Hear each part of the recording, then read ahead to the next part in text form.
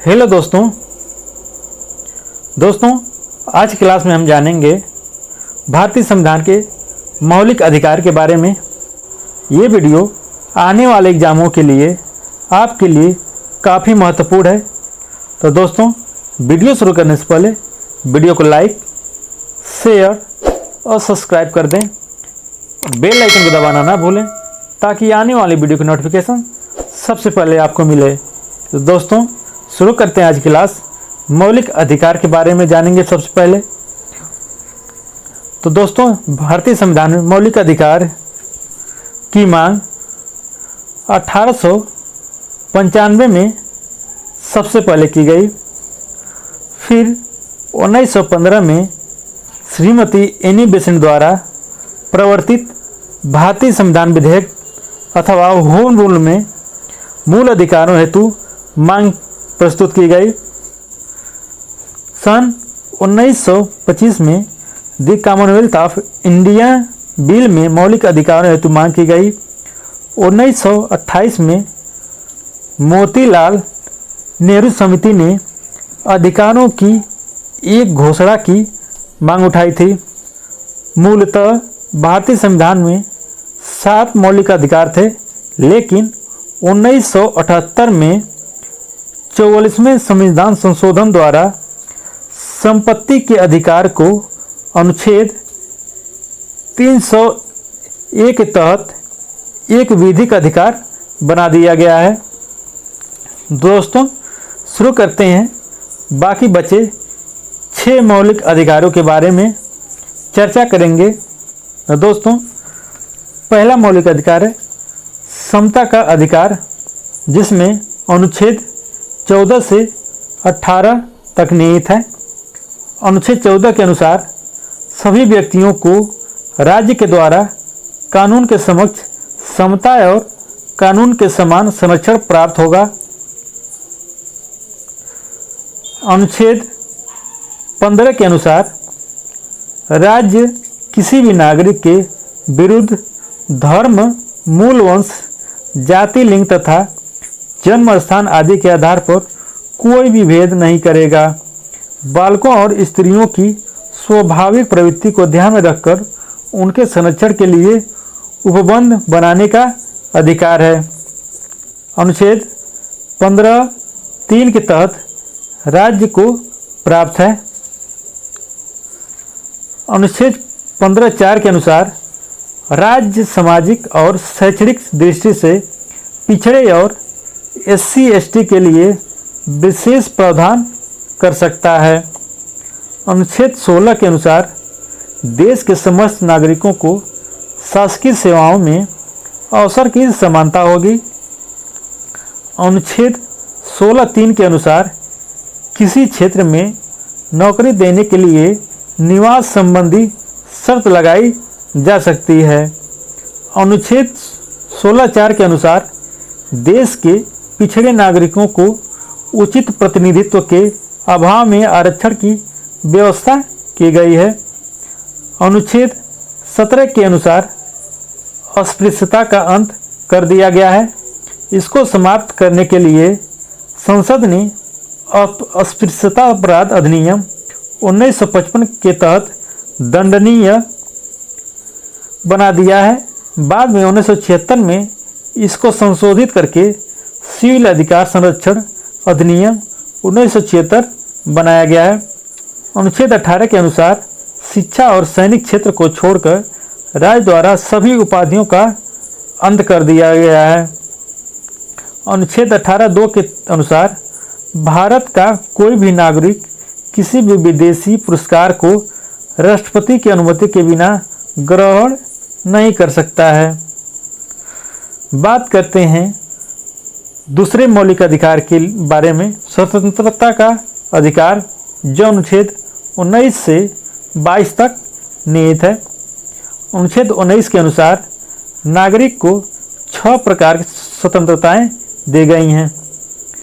19(1) के तहत भाषण और विचार अभिव्यक्ति की स्वतंत्रता।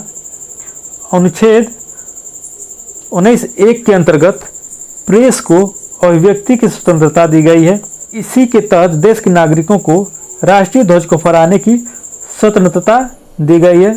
संविधान के प्रथम संशोधन अधिनियम 1951 के द्वारा विचार एवं अभिव्यक्ति की स्वतंत्रता को सीमित कर दिया गया है। सरकार राज्य की सुरक्षा, सार्वजनिक कानून व्यवस्था, सदाचार, न्यायालय और अवमानना के विदेशी राज्यों से संबंध तथा अपराध के लिए उत्तेजित करना आदि के आधार पर विचार एवं अभिव्यक्ति की स्वतंत्रता पर प्रतिबंध लगा सकती है। अनुच्छेद 19B के तहत शांतिपूर्ण तथा बिना हथियारों के नागरिकों को सम्मेलन करने और जुलूस निकालने का अधिकार होगा। राज्यों की सार्वजनिक सुरक्षा एवं शांति व्यवस्था के हित में इस स्वतंत्रता को सीमित किया जा सकता है। अनुच्छेद 19C के अनुसार भारतीय नागरिकों को संघ या संगठन बनाने की स्वतंत्रता दी गई है, लेकिन सैनिकों को ऐसी स्वतंत्रता नहीं दी गई है। अनुच्छेद 19D के अनुसार देश के किसी भी क्षेत्र में स्वतंत्रता पूर्वक भ्रमण करने की स्वतंत्रता है। अनुच्छेद 19E के तहत देश के किसी क्षेत्र में अस्थायी निवास की स्वतंत्रता है, जम्मू कश्मीर को छोड़कर।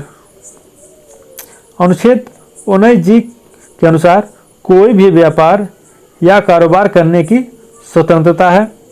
अनुच्छेद 20 के अनुसार अपराधों के लिए दोष सिद्ध के संबंध में संरक्षण दिया गया है, जिसमें किसी भी व्यक्ति को तब तक अपराधी नहीं माना जाएगा जब तक यह सिद्ध न हो जाए कि उसने किसी कानून का उल्लंघन किया है। दूसरा है, किसी व्यक्ति को किसी अपराध के लिए उससे अधिक दंड नहीं दिया जा सकता। किसी व्यक्ति को एक ही अपराध के लिए एक बार से अधिक दंड नहीं दिया जा सकता। किसी व्यक्ति को स्वयं अपने विरुद्ध गवाही देने या सबूत पेश करने के लिए बाध्य नहीं किया जा सकता। अनुच्छेद 21 के अनुसार किसी भी व्यक्ति को विधि द्वारा स्थापित प्रक्रिया के अतिरिक्त उसके जीवन और शरीर की स्वतंत्रता के अधिकार से वंचित नहीं किया जा सकता। अनुच्छेद 21 क के अनुसार 46वें संविधान संशोधन अधिनियम 2002 के तहत 6 से 14 वर्ष तक के बच्चों को अनिवार्य और निःशुल्क शिक्षा प्राप्त करने का अधिकार दिया गया है। अनुच्छेद 22 के तहत किसी व्यक्ति को बिना कारण बताए गिरफ्तार नहीं किया जा सकता और गिरफ्तार व्यक्ति को 24 घंटे के अंदर मजिस्ट्रेट के सामने पेश करना अनिवार्य है। तीसरा मौलिक अधिकार है शोषण के विरुद्ध अधिकार, जो अनुच्छेद 23 से 24 तक निहित है। अनुच्छेद 23 के अनुसार मानव व्यापार व बेगार तथा बलात् श्रम पर प्रतिबंध लगाया गया है, लेकिन राज्य सार्वजनिक उद्देश्यों के लिए सार्वजनिक सेवा या श्रम योजना लागू कर सकती है। राज्य इस सेवा में धर्म, मूल, वंश, जाति या वर्ग के आधार पर कोई भेदभाव नहीं करेगा। बंधुआ मजदूरी समाप्त करने के लिए 1975 में बंधुआ मजदूरी का उन्मूलन अधिनियम पारित किया गया है। अनुच्छेद 24 के अनुसार बाल श्रम का निषेध किया गया है, जिसके अनुसार 14 वर्ष से कम उम्र के किसी भी बच्चे को कारखानों, खदानों तथा खतरनाक कार्यों में नहीं लगाया जा सकता। चौथा मौलिक अधिकार है धार्मिक स्वतंत्रता का अधिकार, जो अनुच्छेद 25 से 28 तक निहित है।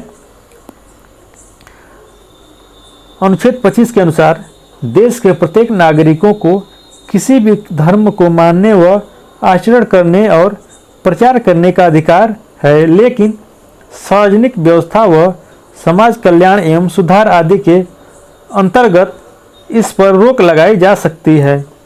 अनुच्छेद 26 के अनुसार धार्मिक प्रयोजन के लिए संस्था बनाने, उसका पोषण करने और धार्मिक कार्यों के प्रबंधन के लिए संपत्ति अर्जित करने का अधिकार है। अनुच्छेद 27 के अनुसार किसी भी व्यक्ति को किसी धर्म या संप्रदाय विशेष के पोषण हेतु कर देने के लिए बाध्य नहीं किया जा सकता।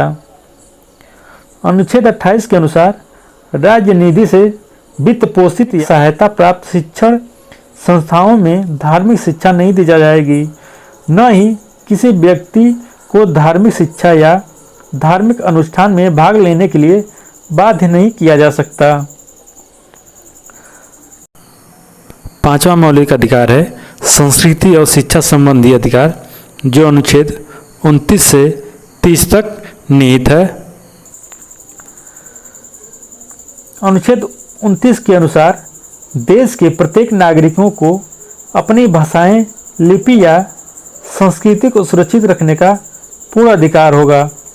राज्य द्वारा आर्थिक सहायता प्राप्त किसी भी शिक्षण संस्थान में किसी भी नागरिक को धर्म व मूल वंश व जाति और भाषा आदि के आधार पर प्रवेश लेने से वंचित नहीं किया जा सकता। अनुच्छेद 30 के अनुसार धर्म या भाषा पर आधारित सभी अल्पसंख्यक वर्गों को अपनी पसंद की शिक्षण संस्थाओं की स्थापना करने और प्रशासन का अधिकार होगा और राज्य इस आधार पर शिक्षा संस्थाओं को आर्थिक सहायता देने के लिए कोई भी भेद नहीं करेगा। छठा मौलिक अधिकार है संवैधानिक उपचारों का अधिकार, जो अनुच्छेद 32 में निहित है। अनुच्छेद 32 के अनुसार यह अधिकार मौलिक अधिकारों के लिए प्रभावी कार्रवाइयाँ न्यायालय के द्वारा करवाता है। इस अधिकार के तहत यदि किसी व्यक्ति के मौलिक अधिकार का उल्लंघन हुआ है तो वह सीधे सर्वोच्च न्यायालय में जा सकता है। अनुच्छेद 32 के अनुसार डॉक्टर भीमराव अंबेडकर ने भारतीय संविधान की अनुच्छेद 32 को डॉक्टर भीमराव अंबेडकर ने भारतीय संविधान की आत्मा कहा है।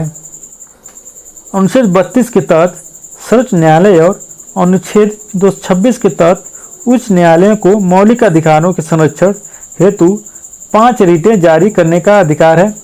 पहला है बंदी प्रत्यक्षीकरण। इसके अंतर्गत गैर कानूनी या अवैधानिक रूप से बंद किए गए किसी भी व्यक्ति को सामने लाने हेतु न्यायालय द्वारा आदेश दिया जा सकता है। यह आदेश किसी भी शासकीय कर्मचारी या किसी भी व्यक्ति के लिए जारी किया जा सकता है। दूसरा है परमादेश। यह आदेश सार्वजनिक पद पर काम करने वाले अधिकारियों व सरकार तथा अधीनस्थ न्यायालयों एवं न्यायिक अभिकरण के विरुद्ध जारी किया जा सकता है यदि वे अपने कर्तव्यों का सही पालन नहीं कर रहे हो तो, किंतु यह किसी संस्था या व्यक्ति के विरुद्ध जारी नहीं किया जा सकता। तीसरा है प्रतिषेध। यह निम्न न्यायालयों को जारी की जाने वाली निषेधाज्ञा, जिसमें यह आदेश दिया जाता है कि वे किसी मामले विशेष में कोई कार्रवाई न करें क्योंकि यह मामला उनके अधिकार क्षेत्र से बाहर है। चौथा उत्प्रेषण। इसके द्वारा निम्न न्यायालय के किसी भी केस को या जानकारी को उच्च न्यायालय और पास मंगा सकता है। यह रिट उस समय जारी की जा सकती है जब वह निम्न न्यायालय में किसी मामले की सुनवाई कर चुका है। पांचवा है अधिकार परीक्षा। इस रिट द्वारा न्यायालय किसी भी ऐसे व्यक्ति से जो किसी सार्वजनिक पद पर अवैधानिक रूप से कार्य कर रहा होता है तो उससे पूछा जाता है कि आप इस पद पर किस अधिकार से कार्य कर रहे हैं। मौलिक अधिकारों का निलंबन। अनुच्छेद 33 संसद को यह शक्ति प्रदान करती है कि वह स्वतंत्र बलों, अर्धसैनिक बलों, खुफिया एजेंसियों के सदस्यों से संबंध में मौलिक अधिकारों को प्रतिबंधित कर सकती है ताकि वे अपने कर्तव्यों का उचित पालन कर सकते हैं और उनके अनुशासन बना रहे हैं। अनुच्छेद 34 मौलिक अधिकारों पर तब प्रतिबंध लगाता है जब भारत में कोई भी सेना विधि मार्शल लॉ लागू हो। मार्शल लॉ के क्रियान्वयन के समय सैन्य प्रशासन के पास जरूरी कदम उठाने के लिए असाधारण अधिकार मिल जाते हैं। वे अधिकारों पर प्रतिबंध यहाँ तक कि किसी मामले में नागरिकों को मृत्युदंड तक लागू कर सकता है।